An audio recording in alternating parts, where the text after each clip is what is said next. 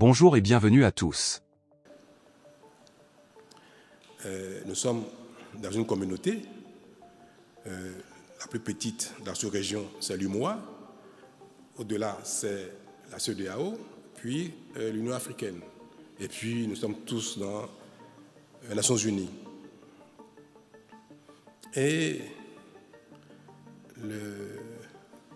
la mission dévolue à ces regroupements de pays, à ces communautés.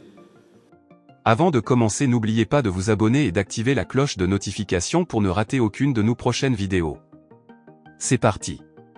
C'est de veiller à ce qu'il y ait la paix, la liberté, le développement, la démocratie pour les habitants de cette planète, pour le monde.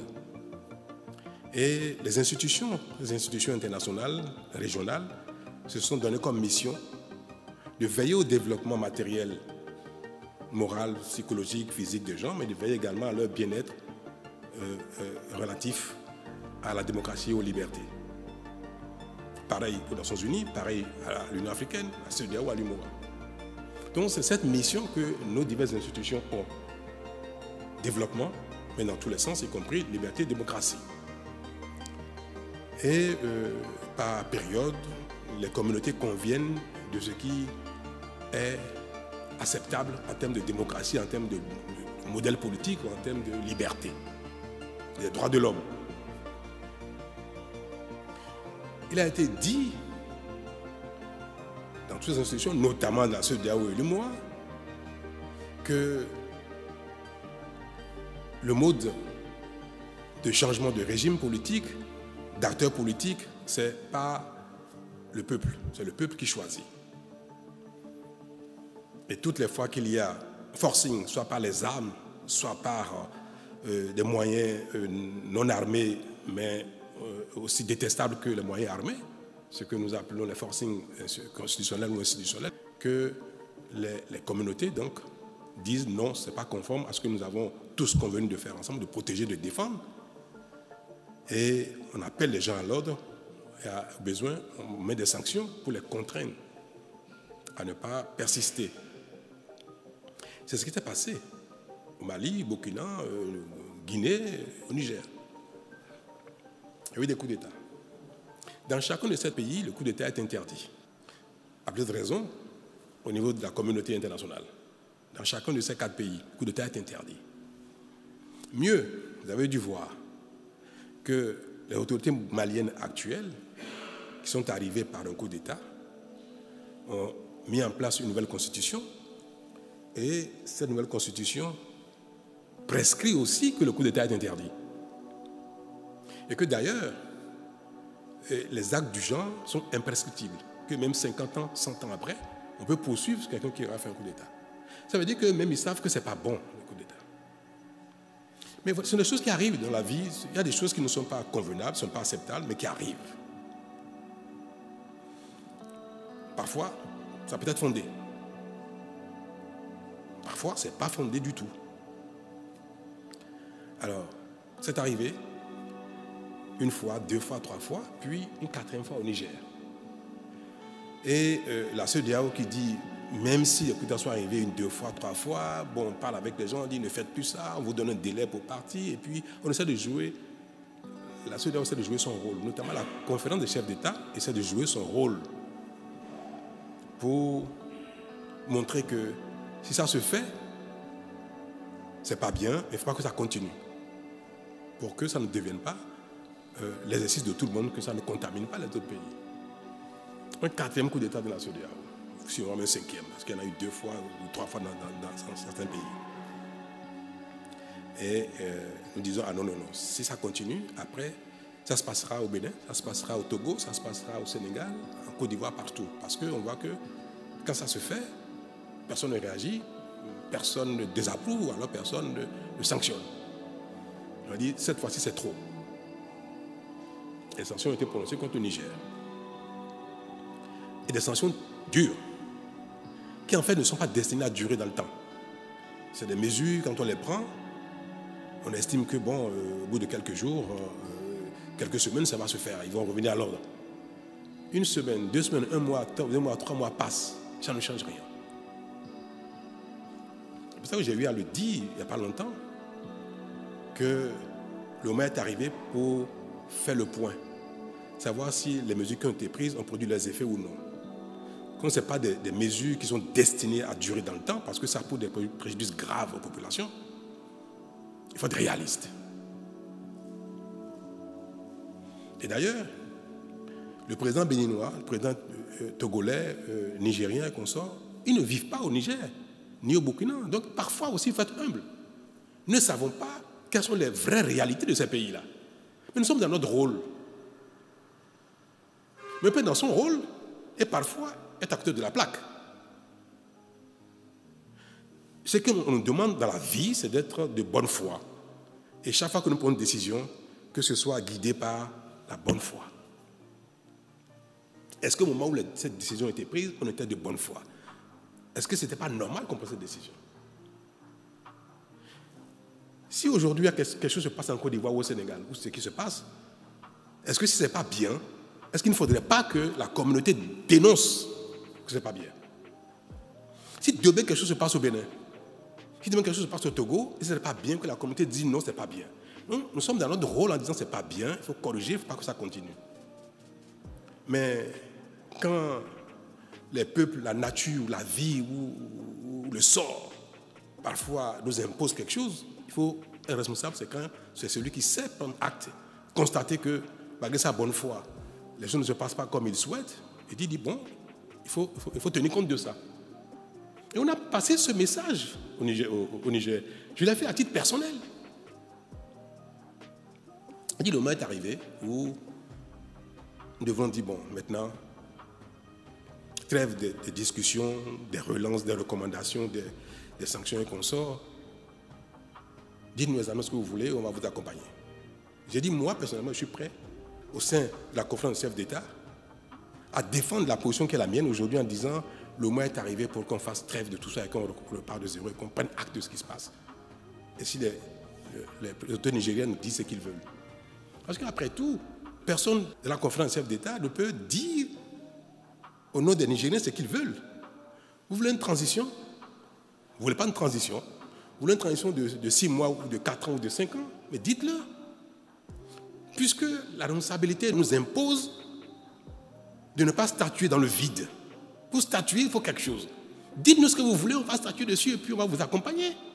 Parce que le peuple du Niger est en difficulté avec ces sanctions-là depuis. On n'a pas de réponse. Peut-être qu'eux-mêmes, ils sont en train de discuter entre eux, ils n'ont pas encore une idée claire de ce qu'ils vont faire. Mais même quand c'est ainsi, dites-nous, écoutez, dans 3 mois, dans 6 mois, dans 1 an, on vous dira quel va être le modèle. Aujourd'hui, on ne sait rien, je ne sais pas si vous savez quelque chose de ce qui va se faire au Niger. Et nous sommes les premiers à vouloir que les sanctions s'arrêtent. Moi, je suis pressé d'enlever les sanctions. Ça parce que ça pose des préjudices graves au Bénin. Non. Et je veux que les Béninois le sachent, ça. Ça cause des préjudices au Bénin, c'est sûr. Mais ça cause plus de préjudices au Niger qu'au Bénin. Nos frères nigériens souffrent plus que nous de ce qui se passe. Et ce sont nos frères et sœurs. Donc il est temps pour nous de lever ces mesures-là, qui n'étaient pas destinées à durer.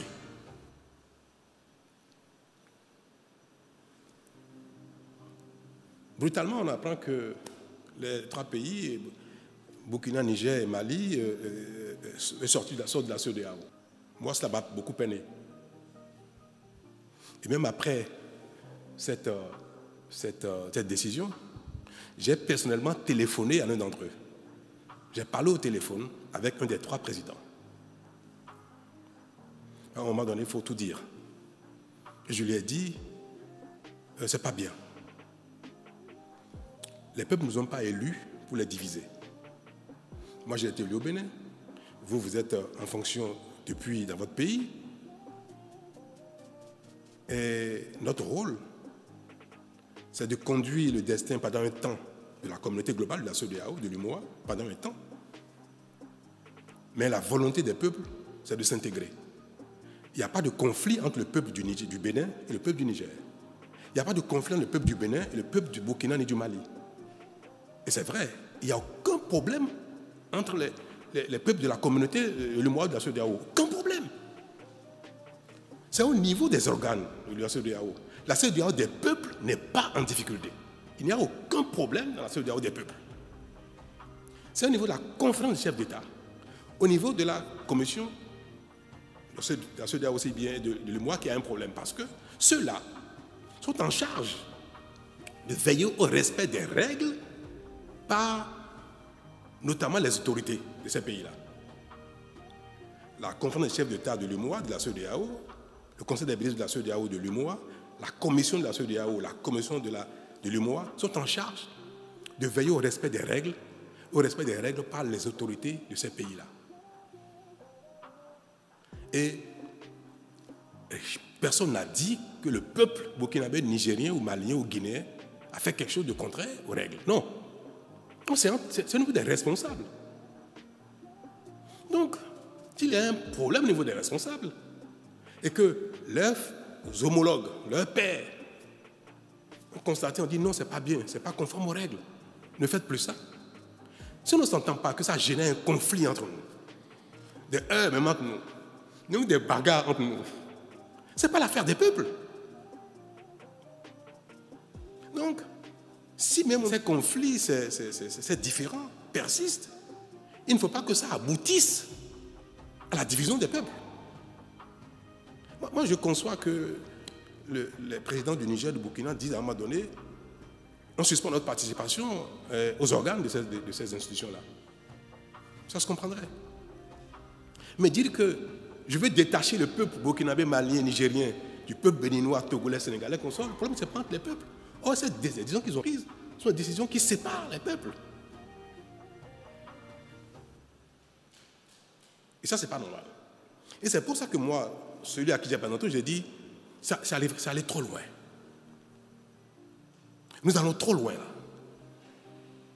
Il faut qu'on se revoie et qu'on dise, bon allez, quoi qu'il se passe, quel que soit ce qui s'est passé à la terre, on arrête tout et puis on préserve l'essentiel qui est la communauté des peuples. Ce qui est reproché aux uns aux autres, ce qui se fait, les sanctions, tout ce qui se passe est mineur par rapport à l'intérêt des peuples, à la communauté des peuples, c'est mineur. Donc il faut regarder ce qui est important, ce qui est majeur, à un moment donné, et laisser tomber ce qui n'est pas plus important que l'intérêt des peuples. Donc ma position aujourd'hui, et si j'ai l'occasion de l'exprimer au sein de la conférence des chefs d'État, je le dirai, c'est qu'il faut tout laisser tomber. Que veulent les Maliens? C'est OK. Que veulent les Burkinabés? C'est OK. Que veulent les Nigériens? C'est OK pour que cette décision de séparer les peuples n'aille pas plus loin que l'intention ou que la déclaration. On peut le dire, revenir. Moi, c'est ma position, c'est mon souhait et c'est ce que je dirais haut et fort partout. Dire que pour arriver à la division des peuples, s'il faut arriver à la division des peuples, alors là, non. Donc ça va bien au-delà du cas du Niger, ça concerne tous les 3 pays qui aujourd'hui, je ne dis pas les pays, les responsables des pays qui sont en mal avec les responsables des autres membres de ces organes-là, parce que ce n'est pas contre les peuples qu'ils ont un problème, c'est entre nous. Moi, Patrice Talon, dans mon mandat qui est en cours au Bénin, je voudrais bien que les autorités béninoises m'accompagnent dans cette démarche, que le peuple béninois m'accompagne dans cette démarche pour dire qu'il faut revenir à la case départ et laisser tout tomber pour préserver la CEDEAO des peuples, préserver l'UMOA des peuples qui ne sont pas en conflit, au contraire, qui nous demandent qu'à vivre ensemble et que, quel que soit ce qui s'est passé, qui a tort, qui a raison, cela importe peu désormais. C'est ça ma position et je voudrais que les autorités nigériennes, burkinabées et maliennes m'entendent. Et je pense que ma position ne manquerait pas d'être partagée par les autres chefs d'État pour qu'on fasse la paix dans les organes pour préserver la paix entre les peuples. Et je ne peux pas évoquer ça sans parler du Sénégal. On observe aujourd'hui que le Sénégal aussi en difficulté. Et ce qu'on observe au Sénégal qui est regrettable est de nature aujourd'hui à nous interpeller sur le rôle des communautés auxquelles nous appartenons. Est-ce que la CEDEAO, l'UMOA, cette fois-ci doit condamner ou non? Est-ce qu'elle doit condamner ou non? Quand on condamne, on dit il ne faut pas condamner. Quand on sanctionne, on dit il ne faut pas sanctionner. Il faut faire quoi?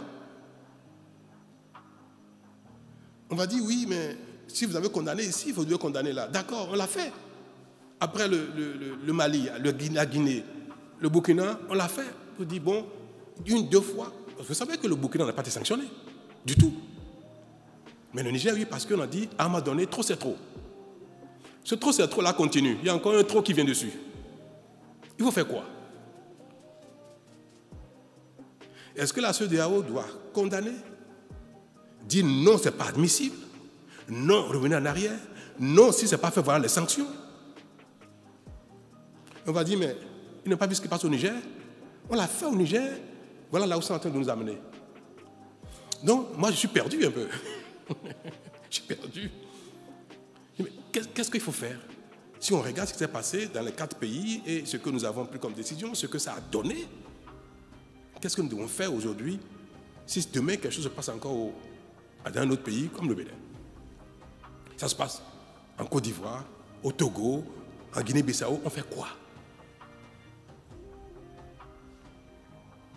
Et c'est là aussi que j'interpelle les médias, j'interpelle le peuple, nos peuples pour dire, mais parfois, dites-nous ce qu'il faut faire. Moi, j'ai entendu mes populations majoritairement dire qu'il ne faut pas sanctionner le Niger. Parce que c'est nos frères et sœurs qui vont souffrir. Et j'ai dit, oui, d'accord. Mais moi, dans mon rôle, je ne peux pas faire ce que vous me demandez. Parce que la plupart des Béninois n'étaient pas d'accord pour les sanctions. Contre la plupart. J'ai fait quoi? Je dis dans mon rôle, je dis non, vous n'êtes pas d'accord, certes. Mais pour l'intérêt de nos peuples, l'intérêt des peuples nigériens, il faut faire quelque chose. Il ne faut pas laisser comme ça, il faut sanctionner. On a vu ce que ça a donné. On est en train de voir que est-ce qu'on n'a pas eu tort d'être allé jusque-là. Quand ça se passe ailleurs, on fait quoi? Est-ce que désormais nous devons considérer que les problèmes politiques, les problèmes de démocratie, de liberté, de droits de l'homme et consorts, dans les pays de la communauté, ce n'est pas l'affaire de la communauté? Peut-être que nous devons finir par en arriver là. Si demain il y a un coup d'État ici ou là, il y a mise en cause des droits humains, remise en cause des droits fondamentaux autres que politiques et consorts, qu'il y a un coup d'État ici et là, peut-être qu'à l'avenir on devrait dire ça relève de la souveraineté exclusive des pays et que la CEDEAO ou l'UMOA ne doivent pas se prononcer là-dessus. Peut-être. Donc moi j'aimerais bien que, si je pouvais faire un référendum, je le ferais pour demander aux uns aux autres, aux intellectuels, à la masse, aux acteurs politiques, est-ce que le Bénin doit plaider au niveau de ces institutions, au niveau de ces communautés, pour qu'on enlève de nos missions, on enlève des prérogatives des institutions, ce fait d'être le garant de la démocratie, le garant des libertés, le garant des droits fondamentaux. C'est le fait d'être garant qui amène les positions que nous adoptons et qui causent ces problèmes-là et qui sont décriés à un moment donné. Est-ce que, je vous pose la question, vous qui êtes dans la masse, qui relayez les opinions des uns des autres, est-ce qu'il ne faudrait pas qu'à l'avenir, aux prochaines réunions de la CEDEAO de l'UMOA, on dise, que je dise, que le Bénin dise, il faut enlever de nos missions le fait d'être garant de la démocratie. Le fait que la CEDEAO doit être garante des libertés et des droits fondamentaux. N'oubliez pas de vous abonner et d'activer la cloche de notification pour rester informé de nos prochaines vidéos. Restez à l'écoute pour les développements passionnants à venir.